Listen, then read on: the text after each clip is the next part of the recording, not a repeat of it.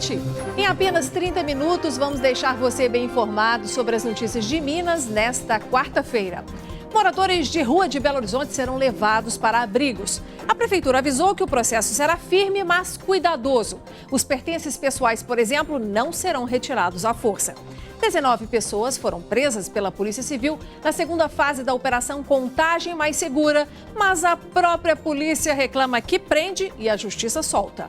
Um homem que anunciava o aluguel de apartamentos de luxo na praia, mas sumia com o dinheiro dos clientes, foi preso em flagrante. O Superior Tribunal de Justiça já tomou uma decisão sobre o leilão das 4 usinas da CEMIG. Esse é um dos assuntos na análise do nosso comentarista Orion Teixeira. Ações de trabalhadores contra empresas na mesa de conciliação. Estamos na 7ª Semana Nacional da Execução Trabalhista. Você já ouviu falar do concurso Miss Cadeirante? Camila Caroline Muniz é a vencedora e diz que vai com tudo para a etapa nacional. Você sabia que o centro de Belo Horizonte está em processo de revitalização? Pois uma das iniciativas do governo do estado é levar startups para lá. Vamos te contar os detalhes daqui a pouco. Mais informações sobre essas e outras notícias a partir de agora.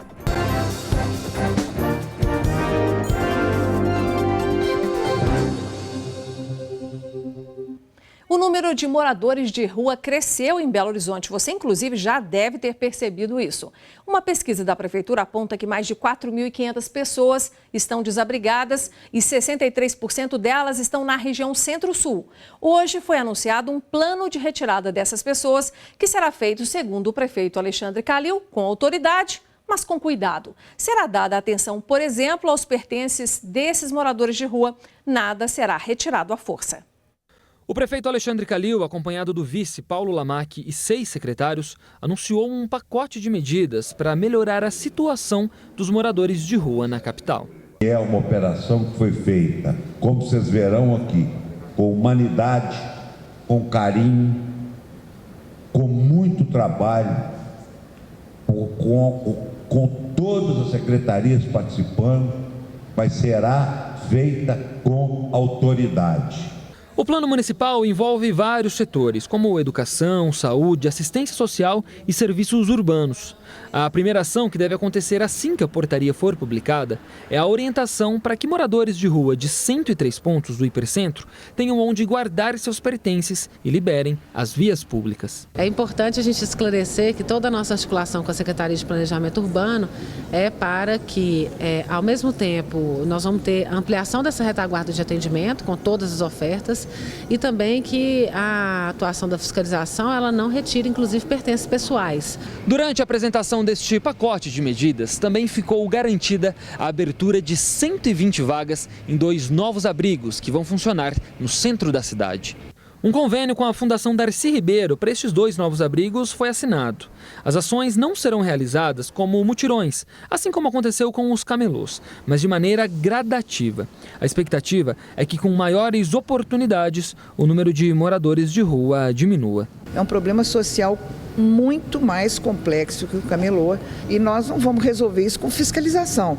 Nós estamos resolvendo isso com política pública de saúde, de assistência, de acolhimento. 2 projetos de lei serão encaminhados à Câmara Municipal. Um para aprovar mudanças no Bolsa Moradia. Outro para a Prefeitura contratar moradores de rua que devem ajudar nessas ações.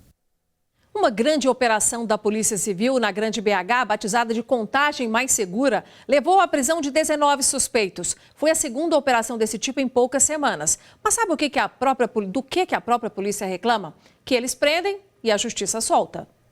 A operação ocorreu em diferentes bairros de Contagem. 80 policiais estiveram envolvidos na ação, com o uso de 20 viaturas. Essa operação policial faz parte de uma estratégia de combate à criminalidade violenta aqui em Contagem, assim como foi a nossa primeira operação em meados de julho, que resultou na prisão de 27 pessoas por diversos crimes ocorridos aqui na cidade de Contagem. Nós desencadeamos essa com o mesmo propósito, né? Ao todo foram realizadas 19 prisões. Entre elas, a de Rafael Augusto Santana, suspeito de assaltar coletivos e pontos de ônibus. Na imagem, ele é flagrado roubando o interior do coletivo da linha 302, no bairro Darcy Ribeiro.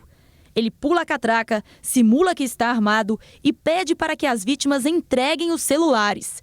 De acordo com a polícia, ele é suspeito de realizar mais de 10 assaltos na região de Contagem. Ele tem uma característica, tatuagem no pescoço de uma cruz que foi muito importante para que ele fosse reconhecido em pelo menos 5 assaltos já a coletivo. Juntamente com Rafael, a Polícia Civil também apresentou os demais suspeitos presos na operação nesta quarta-feira na Delegacia Regional de Contagem. Gerente do tráfico de drogas de uma facção no aglomerado do Marimbondo, Elias Adam, foi preso em flagrante com 12 buchas de maconha. É uma região que a gente sabe que tem um problema grande pelo tráfico de drogas e a gente espera agora ter dado um duro golpe no tráfico de drogas e realmente desarticular essa facção criminosa que é responsável por diversos crimes de homicídio, tentativa de homicídio, assaltos a transeuntes naquela região. Após a prisão, justificativas e lamentações, mesmo após a realização de 3 assaltos em uma mesma semana a farmácias na região de Contagem. Sou trabalhador, perdi meu emprego há pouco tempo, aí eu fiquei desesperado e fiz isso aí, mas não tem esse tanto de roubo aí não. Tem quantos? Acho que foi 2, 3 roubos só. Você está arrependido? Demais da conta. Além das 19 prisões, uma menor também foi apreendida e encaminhada para internação. E o que chama a atenção é que menos de uma semana após as prisões, 3 suspeitos já foram soltos, estão liberados e de volta às ruas. Não assusta a gente ser liberado numa audiência de custódia, mas que realmente deixa a gente indignado. É 2 criminosos, né, um por tentativa de homicídio e um cara preso com um revólver devidamente municiado e raspado ser liberado no outro dia numa audiência de custódia.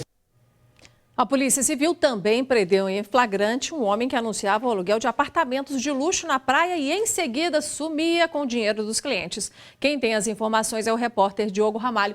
Diogo, ele até ganhou um apelido de tanto nome diferente que usava, né? Boa noite. Boa noite, Nácia. Exatamente. O apelido é o Homem das Mil Faces. Ele foi preso nesta terça-feira aqui em Belo Horizonte. Felipe Mascarenha de Oliveira, de 32 anos, é suspeito de aplicar golpes de estelionato em Belo Horizonte, Juiz de Fora, Conselheiro Lafayette e Sabará. Tá aí, a gente está vendo a imagem dele na apresentação da Polícia Civil, mas ele já era procurado também, Nácia, nos estados de São Paulo e Alagoas. De acordo com o apurado, ele anunciava os apartamentos de luxo em Cabo Frio, no Rio de Janeiro, exigia da vítima ou das vítimas 50% do valor adiantado e depois desaparecia. Felipe foi surpreendido pela polícia no momento em que sacava R$900, que é fruto também de mais um golpe. Com ele foram apreendidos vários cartões de crédito em nome de terceiros e também fichas que comprovavam movimentações bancárias. Inácia. Obrigada, Diogo, e até amanhã.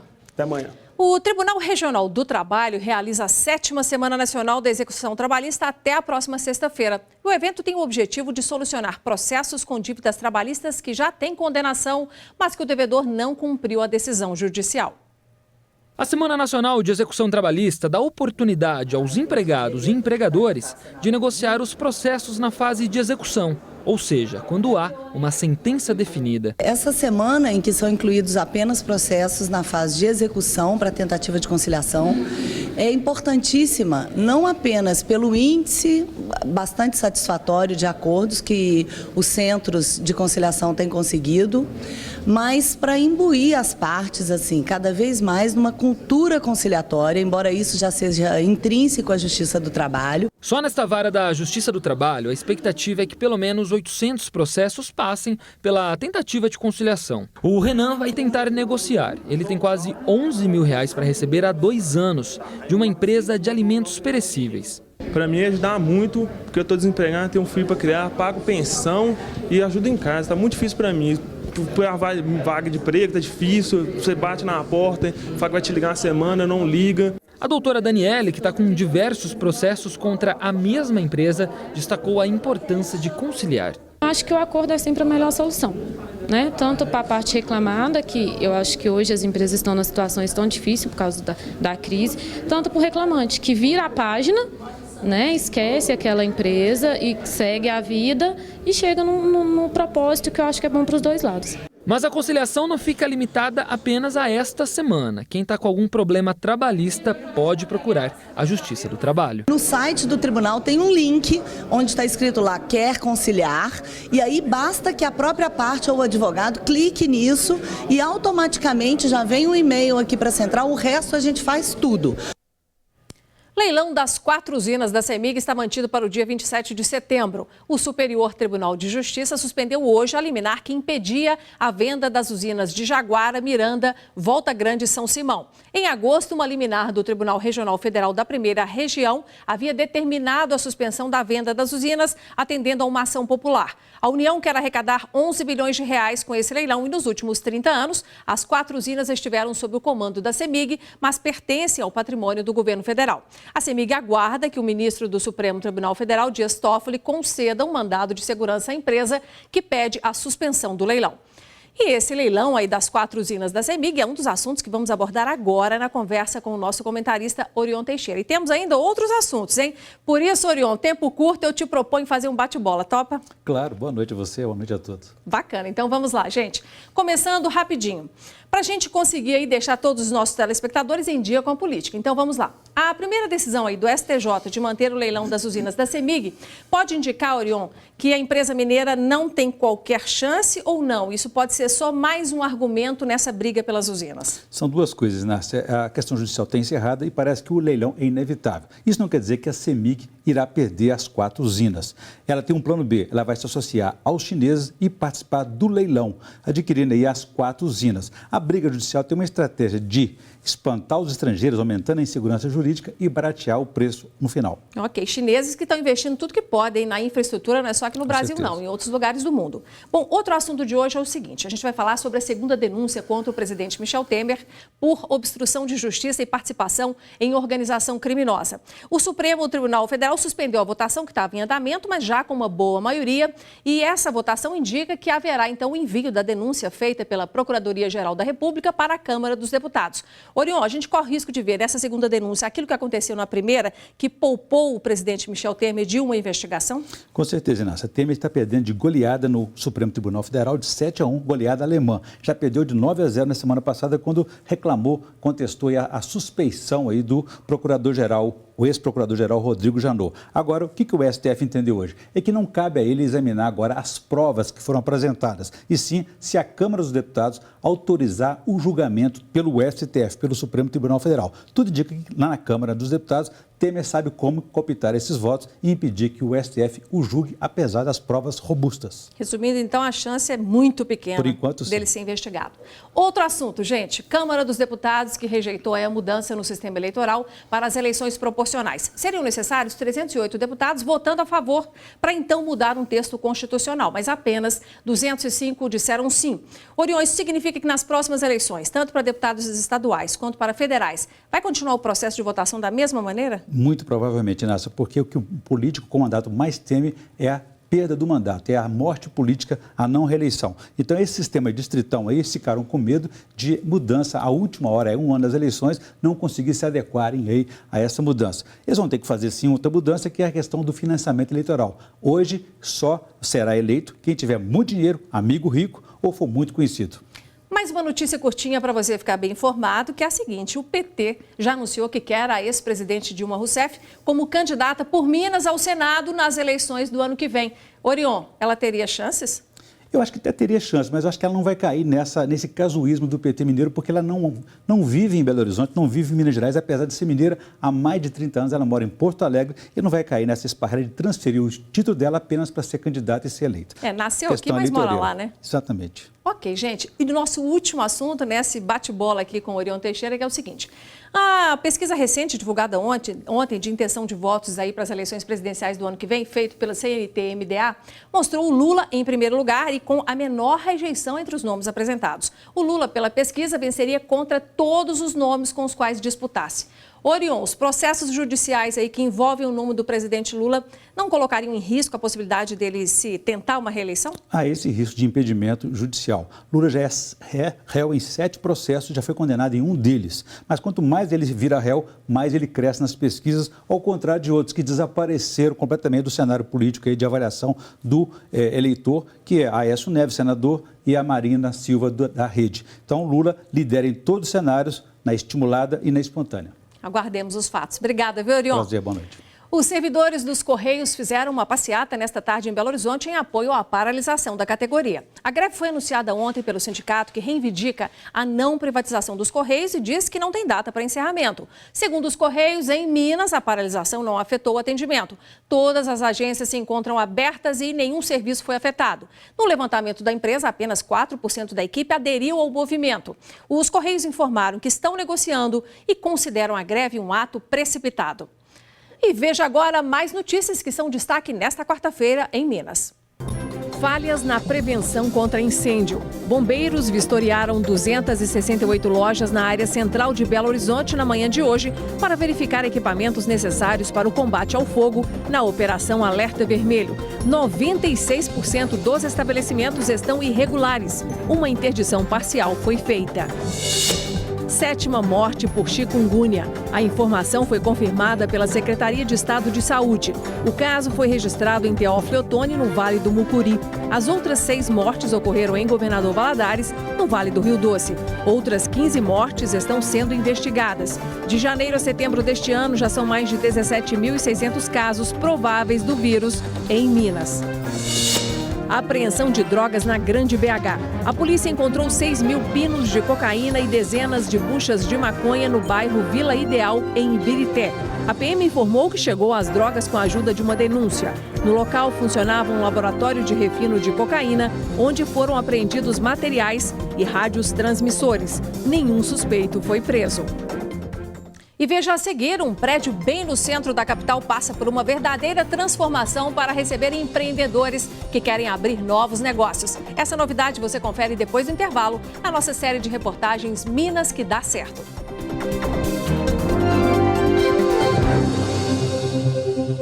O centro de Belo Horizonte está em processo de revitalização. A região, que abriga empresas da economia tradicional, está se tornando um endereço de startups. E uma das grandes iniciativas é a agência P7 Criativa. Por enquanto, um andar abriga as empresas que estão se estruturando para encarar o mercado. Mas em breve, um prédio inteiro, que fica bem no centro da capital, será usado para abrir novos negócios. Conseguir informações sobre cursos superiores disponíveis no mercado pode dar um trabalhão. Foi pensando em facilitar essa tarefa que a turma dessa startup criou um portal de buscas na internet que faz a ponte entre o aluno que procura e as instituições de ensino superior que querem ser encontradas. Num único clique, é possível ter acesso a todos os dados sobre os cursos de graduação e pós-graduação oferecidos no país. O portal Pra Lá de Inovador ganhou mais força depois que a startup passou a integrar o time do P7 Criativo, a primeira agência da indústria criativa de Minas Gerais e do Brasil.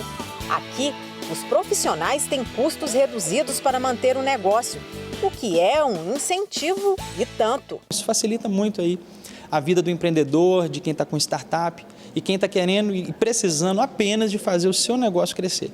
A proposta da agência P7 Criativo é convergir no mesmo espaço físico empreendedores da indústria criativa que atuam com tecnologia, gastronomia, moda, audiovisual, cultura, entre outros. E com isso, promover a articulação de ideias entre eles com os principais agentes desses setores no país. A iniciativa é do governo do estado, por meio da Companhia de Desenvolvimento Econômico de Minas, a Codemig, e de parceiros como o BNDES, a FIENG, o SEBRAE e a Fundação João Pinheiro. Inaugurado há apenas um mês, o P7 Criativo funciona num amplo espaço que oferece salas de reunião, auditório, laboratórios e 150 estações de trabalho. Capacidade que será ampliada em pelo menos 10 vezes. É que a agência vai mudar de endereço. Até dezembro de 2018, ela vai funcionar no edifício Benji, na Praça 7, no centro da capital, bem no coração da cidade. Projetado por Oscar Niemeyer na década de 1950 e tombado pelo patrimônio histórico, o prédio, que tem localização estratégica, conta com 25 andares e mais de 14 mil metros quadrados de área construída, que serão totalmente restaurados, totalizando investimentos de 60 milhões de reais. Seguindo uma tendência mundial, a ideia é transformar o hipercentro da capital em um polo de negócios. É uma área, digamos assim, subutilizada da cidade e é uma tendência de várias cidades do mundo, Kansas, Medellín, essa coisa de pegar o centro da cidade, onde há muito investimento feito, e revitalizá-la, restaurá-la para que ela seja uma área vibrante e gerando emprego, gerando renda e sendo realmente um polo de indução à economia da cidade. Expectativa que enche de esperança novos empreendedores. E este comanda um consórcio de gestores e consultores da área cultural. Com o novo espaço que o P7 Criativo vai ganhar, ele já pensa nas chances ainda maiores de ampliar os serviços que oferece. O P7 hoje está vivendo muito de uma expectativa, né, de mais parceiros, de mais associados aqui, que no futuro próximo isso aqui tome uma dimensão muito maior do que tem hoje. Depois do intervalo, você vai conhecer uma história de superação, força e fé. Paraplégica há 13 anos, uma psicóloga do sul de Minas provou que a autoestima é tudo. Ela venceu um concurso de Misses. Daqui a pouco eu te dou os detalhes.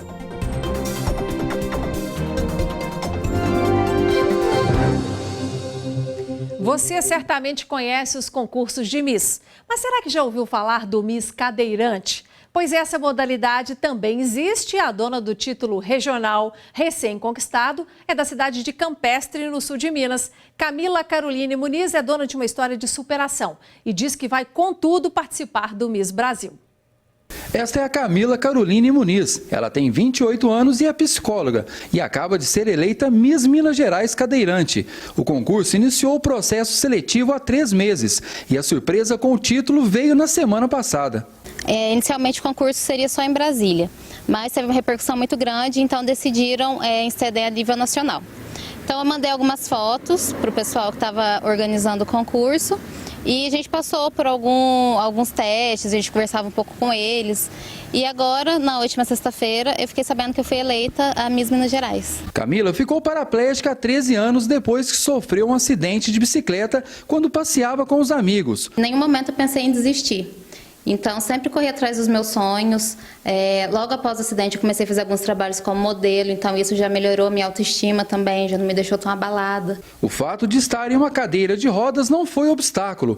Camila já realizou trabalhos como modelo para revistas, catálogos e ainda participou de uma novela. A determinação é tanta que Camila também cuida do blog Das Rodas ao Salto Alto, onde ajuda outros cadeirantes contando sua experiência e usa a sua história de vida na hora de atender os seus pacientes. Eu acho que ajuda bastante, porque os pacientes acabam me vendo como um ponto de apoio para eles, né, para eles verem que eles também podem superar qualquer coisa. Feliz pelo título, agora Camila quer o Miss Brasil. Eu quero ir para ganhar, então vou me preparar bastante, tem um pouquinho mais de 2 meses para me preparar e eu vou com tudo, assim, quero o título. E se você quiser acompanhar o desenrolar dessa história, anote aí. A etapa nacional do concurso Miss Brasil Cadeirante será no dia 1º de dezembro. E uma última notícia, está suspensa por 30 dias a paralisação dos funcionários do Hospital das Clínicas da UFMG. Ontem, os servidores haviam cruzado os braços, mas sem afetar de maneira significativa o atendimento. Nós ficamos por aqui com o Jornal Band Minas. Agradeço a sua audiência por hoje, mas eu quero contar com você amanhã, combinado? Até lá, boa noite.